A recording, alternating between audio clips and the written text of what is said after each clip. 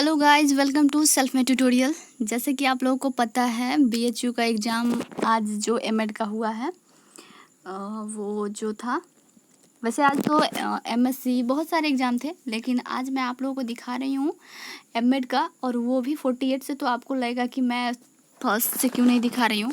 तो जैसे कि आपको पता है कि सीबीटी मोड में हर जगह एग्ज़ाम हुआ है, तो ये क्वेश्चन मैं आप लोगों के लिए कहीं कहीं से अरेंज करके आप लोगों के लिए लाई हूँ। और वैसे मैं सारे के सारे क्वेश्चन डालूंगी, लेकिन अभी जो मुझे मिला है फ़िलहाल में मैं उतना ही आप लोगों को बताने वाली हूँ। ओके, तो देखिए यहाँ पे जो दिख रहा है आपको, ये एमएड 2020 बीएचयू का क्वेश्चन पेपर है पीईटी का। तो देखिए 48 जो क्वेश्चन है इसमें बोल रहा है match the column A and B and choose the correct option given below. Okay, तो इसमें आपको क्या करना है, देखिए आपने जो भी लगाया होगा, कोई बात नहीं, अगर गलत भी होगा तो डोंट वरी, लेकिन आप लोग एक बार चेक कर लीजिएगा। देखिए कोहलर, ये जो है इनसाइड थ्योरी यानी गेस्टाल्टिज्म से रिलेटेड है ये, और इन्होंने दिया था सूझ का सिद्धांत। ओके, एलाबोरेशन यानी ये होता है, ये क्रिएटिविटी का कंपोनेंट है। और उसके बाद जो है ये ऑपरेंट कंडीशनिंग, सॉरी मैं आपको दिखाते चल रही हूँ।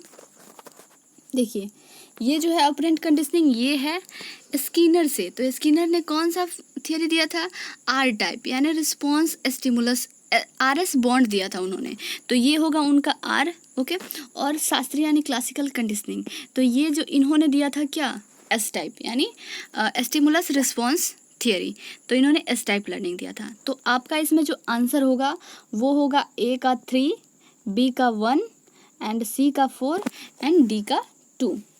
ये जो है इस आपका आंसर जो है ये करेक्ट है।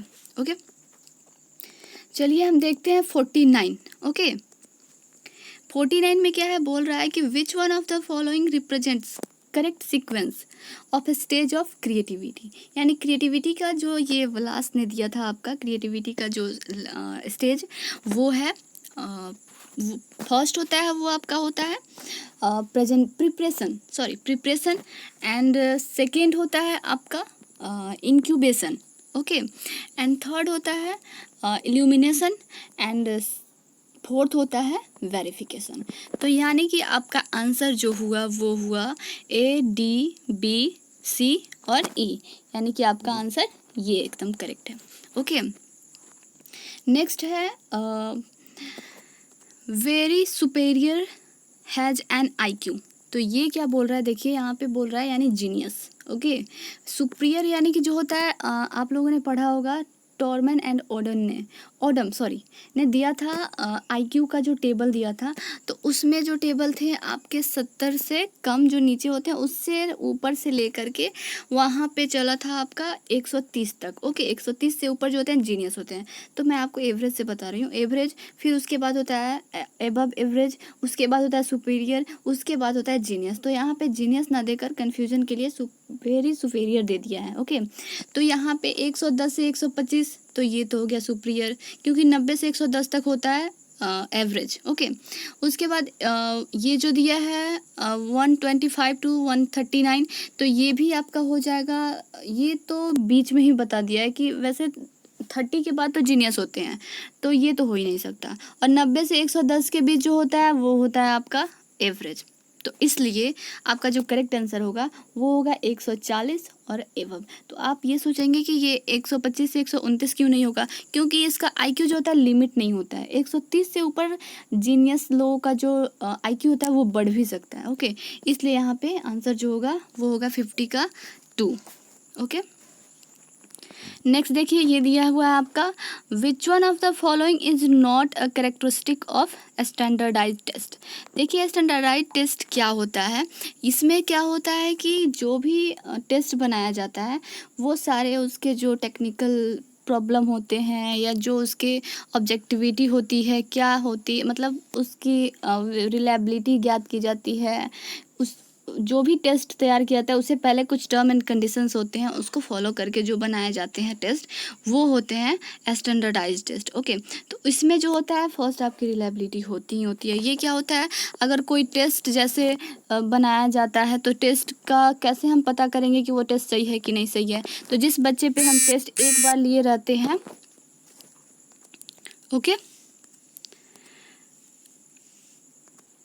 तो उसमें रिलायबिलिटी क्या होती है, ये जब कोई टेस्ट रिपीट मैं कर दी हूँ, उसमें अगर किसी जैसे टेस्ट आपने तैयार किया तो टेस्ट को तैयार करने के लिए आपने किसी 10 बच्चे पे उसको एडमिनिस्ट्रेट किया, और उस टेस्ट का रिलायबिलिटी पता करने के लिए हम फिर से उसी बच्चे पे उसी टेस्ट को 1 मंथ के बाद उसको चेक एडमिनिस्ट्रेट करते हैं। अगर उन जिन बच्चों और दोनों का मैच करके कोरिलेशन निकालते हैं, अगर कोरिलेशन जो हुआ अच्छा आया, दोनों के बीच ये जो स्कोर्स होते हैं उसकी कंसिस्टेंसी सही रही, तो वो होता है रिलायबिलिटी। यानी स्कोर्स, टेस्ट स्कोर्स कंसिस्टेंसी से रिलेटेड होता है रिलायबिलिटी। ओके, और यहाँ पे हुआ आपका वैलिडिटी, यानी कि जो भी टेस्ट तैयार किए गए हैं वो टेस्ट उस उद्देश्य को प्राप्त करने के लिए सही है या नहीं है, तो इसका ये ज्ञात किया था वैलिडिटी। उसके बाद की प्रैक्टिबिलिटी, यानी कि वो व्यवहारिक है कि नहीं, वैसा कुछ होता है। ओके, लेकिन इसमें क्या होता है, सब्जेक्टिविटी नहीं होती। सब्जेक्टिविटी मैं आपको बता दूं क्या होता है। सब्जेक्टिविटी वो होता है जिसमें अगर किसी बच्चे का ओके टेस्ट पेपर जो होता है वो अलग अलग टीचर से चेक किया जाए और उसमें एक जैसी मार्क्स बच्चे ने उसका मार्क्स जो है प्राप्त ना हो, तो वो होती है वस्तुनिष्ठता, यानी कि सब्जेक्टिविटी होती है। और जब एक बच्चे के टेस्ट पेपर को बहुत सारे टीचर चेक करें और सबसे एक ही मार्क्स आए, सेम मार्क्स आए, तो वो होता है ऑब्जेक्टिविटी। तो इसका मतलब ये हुआ कि सब्जेक्टिविटी है इसका परफेक्ट आंसर। ओके, नेक्स्ट देखिए, हम लोग देखते हैं यहाँ पे 52 आंसर जो है बोला है प्रयोगात्मक अनुसंधान in experimental research researcher manipulate. तो क्या करता है इसमें, एक्सपेरिमेंटल में आपको पता ही होगा कि इसमें एक्सपेरिमेंटल मेथड में क्या होता है, 3 जर्स वेरिएबल्स होते हैं। ओके, तो इसमें जो रिसर्चर होता है वो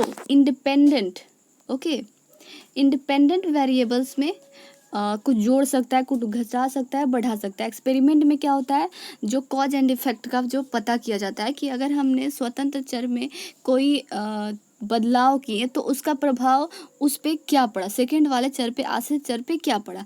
जैसे टीचर जो होते हैं इंडिपेंडेंट होते हैं और स्टूडेंट जो होते हैं डिपेंडेंट होते हैं। तो टीचर अगर कोई मेथड यूज करता है, किसी सब्जेक्ट को पढ़ाने के लिए मेथड यूज करता है, तो वो अपने स्वतंत्र चर में क्या बदलाव किया और वो जो उसका असर पड़ेगा बच्चों पे पड़ेगा, वो डिपेंडेंट चर हो गए। तो यहाँ पे क्या होगा, इंडिपेंडेंट परफेक्ट आंसर है। ओके, देखिए चलते हैं 53 पे। यहाँ पे दिया है किस चिंतक ने एकादश व्रत का संप्रत्यय दिया था। Okay, which thinker propose the concept of 11 words. Okay, तो देखिए एम के Gandhi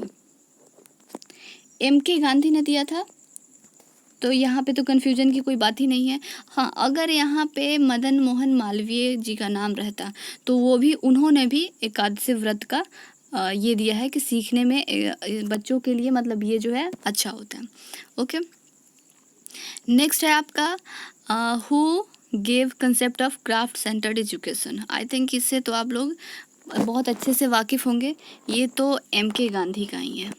okay, basic education. Next है the philosophy of Shri Aurobindo is known which term among the following. Okay, तो इनका आप लोगों को पता ही होगा, इन्होंने दिया था इंटेग्रल एजुकेशन यानी integral yoga. Okay,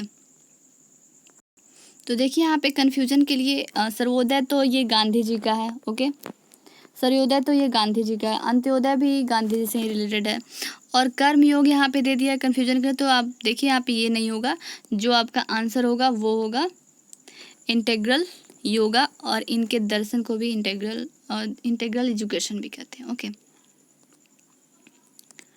next question.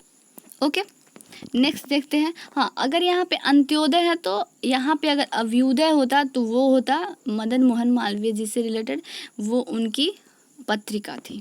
Okay, next है 56 what is the term given to philosophy of Swami Vivekananda.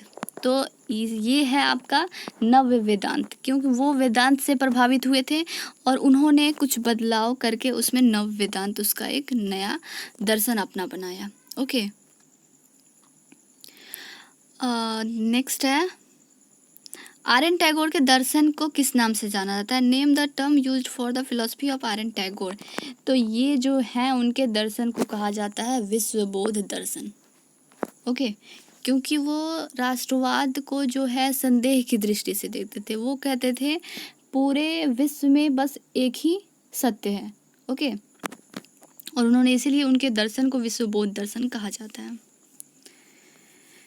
Next है who said there is only one way of education, concentration of mind.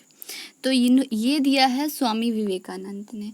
उन्होंने कहा था कि जो ये क्या कहते हैं, एकाग्रता जो होती है, मन की एकाग्रता, वो सबसे अच्छी होती है लर्निंग के लिए। ओके, तो ये रहा आपका आंसर 58 का, स्वामी विवेकानंद।